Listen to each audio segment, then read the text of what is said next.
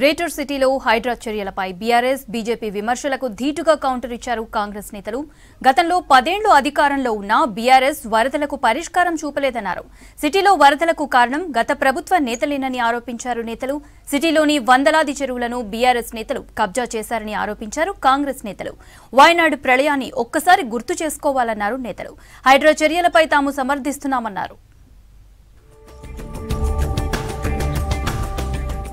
మూసీ నది ప్రక్షాళన అన్ని పార్టీల ఎజెండాలో ఉందన్నారు పీసీసీ చీఫ్ మహేష్ కుమార్ గౌడ్. మూసీ పరివాహక ప్రాంతంలో ఇప్పటి వరకు ఒక్క పేదవారి ఇల్లు కూల్చలేదన్నారు. ఈ విషయంలో బీఆర్ఎస్ కావాలని రాద్ధాంతం చేస్తోందన్నారు. గత 10 ఏళ్లలో 1500 చెరువులు కబ్జాకు గురయ్యాయని విమర్శించారు మహేష్ కుమార్ గౌడ్. చెరువుల కబ్జాలో 80% బీఆర్ఎస్ నేతలు చేసినవే ఉన్నాయని ఆరోపించారు. హైడ్రాపై సీఎం రేవంత్ రెడ్డి తీసుకున్న నిర్ణయాన్ని 90% మంది హర్షిస్తున్నామన్నారు పీసీసీ చీఫ్. మీకు ఒకటి స్పష్టం చేస్తున్నాను, మూసీ పరివారక ప్రాంతంలో ఇప్పటి వరకు ప్రభుత్వం ఒక్క గుడిసె కూడా తీయలేదు. 10 ఏళ్లలో దాదాపు 1000 నుంచి 1500 చిన్న చితకర చెరువులు కబ్జాకి గురవడం, దాంట్లో 80% పైగా బిల్డర్లు, వారితో పార్ట్నర్షిప్ పెట్టుకున్న ఎమ్మెల్యేలు, ఎమ్మెల్సీలు, ఎంపీలు, మంత్రులు ఆనాడు సోషల్ మీడియాలో సెన్స్ లేకుండా ప్రచారం చేస్తున్నారని మండిపడ్డారు పీసీసీ చీఫ్ మహేష్ కుమార్ గౌడ్. మహిళా మంత్రికి సోదరుడు నూలుదండ వేస్తే బీఆర్ఎస్ నేతలు నీచంగా వ్యవహరిస్తున్నారన్నారు. బీఆర్ఎస్ అగ్రనేతలే సిగ్గు లేకుండా మాట్లాడుతున్నారన్నారు. ఎరకల్ల భీమయ్యను మీ ఇసుక మాఫియా లారీలతో తొక్కి చంపించలేదా అని ప్రశ్నించారు. మీ దోపిడీ ఆక్రమణలను ప్రజలు ఎవరూ మర్చిపోలేదన్నారు మహేష్ కుమార్. ఎలా ఒక పద్మశాలి కులానికి చెందినట్టు ఒక మంత్రి ఒక మహిళని చూడకుండా, ఒక బీసీ అని చూడకుండా మీరు విచ్చలవిడిగా పోస్టులు పెడతా ఉంటే పద్మశాలి యొక్క హృదయం ఎంత ఘోషించుంటుంది. ఇవాళ ఈ రాష్ట్రంలో ఎస్సీ, ఎస్టీ, బీసీ, మైనార్టీలో మేము ఏకమైతే మీ పరిస్థితి ఏంటని అడుగుతా ఉన్నా. అక్రమ కట్టడాలపై ఏ ప్రభుత్వం ఉన్నా కూల్చివేతలు చేపడుతుందన్నారు కాంగ్రెస్ ఎమ్మెల్సీ జీవన్ రెడ్డి. బీఆర్ఎస్ హయాంలోనూ కూల్చివేతలు జరిగిన విషయాన్ని గుర్తు చేశారు. హైడ్రాతో కొంతమందికి ఇబ్బంది కలిగినా బాధితులకు కాంగ్రెస్ సర్కార్ బెటర్ లివింగ్ కల్పిస్తుందని చెప్పారు జీవన్ రెడ్డి. మూసీ ప్రక్షాళనలో భాగంగా ఎవరైతే నిర్వాసితులు దొరుకుతారో వాళ్ళకందరూ డబుల్ బెడ్రూమ్ ఇండ్లు సౌకర్యం అనుకూరుస్తుంది. డబుల్ బెడ్రూమ్ ఇండ్ల సౌకర్యం అనుకూర్చి ఒక్కొక్క ఇల్లు 50 లక్షలు విలువ చేస్తుందని చెప్పి అంటున్నాను.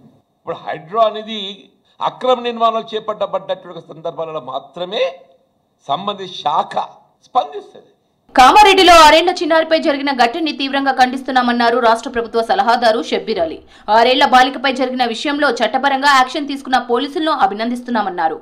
కొందరు యువకులు పోలీసులపై రాళ్ల దాడి చేయడం సరైంది కాదన్నారు. అయితే కొందరు అమాయక పిల్లలను అరెస్టు చేశారని, వారికి భవిష్యత్తు ఉన్నందున కేసులను మినహాయించాలని పోలీసులను కోరారు షబ్బీర్ అలీ. ఏ టైంకు వాళ్ళకు మెసేజ్ వచ్చింది, ఏ టైంకు వాళ్ళు ఇంటి నుంచి బయలుదేరి అక్కడ స్థలానికి వచ్చినారు, కోఇన్సిడెంట్ అయిపోయింది. ఒకవేళ తొందరపాట్లో కేసు ఎఫ్ఐఆర్లు ఉన్నా అది తీసేయాలని నేను ఎస్పీ గారికి అండ్ ఐజీ గారికి కూడా రిక్వెస్ట్ చేసినాను. సీఎం రేవంత్ రెడ్డి రైతుల సంక్షేమం కోసం కృషి చేస్తున్నారని తెలిపారు ప్రభుత్వ విప్ ఆది శ్రీనివాస్. రైతులకు ఏకకాలంలో రుణమాఫీ చేశామన్నారు. రాష్ట్ర ప్రభుత్వం రాజన్న ఆలయానికి గత బడ్జెట్లో 50 కోట్లు కేటాయించిందని తెలిపారు. రాజన్న సిరిసిల్ల జిల్లా వేములవాడ తిప్పాపూర్ రాజన్న గోశాలలో 2వ విడత కోడెల ఉచిత పంపిణీ కార్యక్రమంలో పాల్గొన్నారు ఆది శ్రీనివాస్.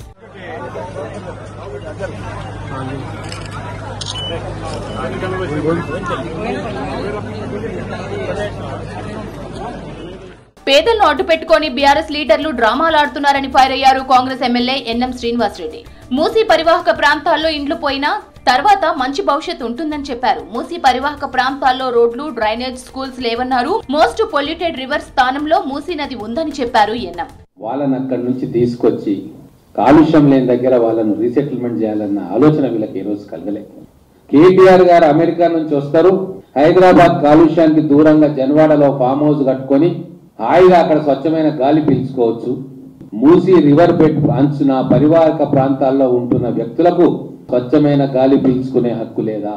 విశ్రాంత ఉద్యోగుల సమస్యల పరిష్కారానికి కృషి చేస్తానన్నారు పీసీసీ చీఫ్ మహేష్ కుమార్. విశ్రాంత ఉద్యోగులకు ఈహెచ్ఎస్ ద్వారా ప్రభుత్వ హాస్పిటల్లో మెరుగైన వైద్యం అందిస్తామన్నారు.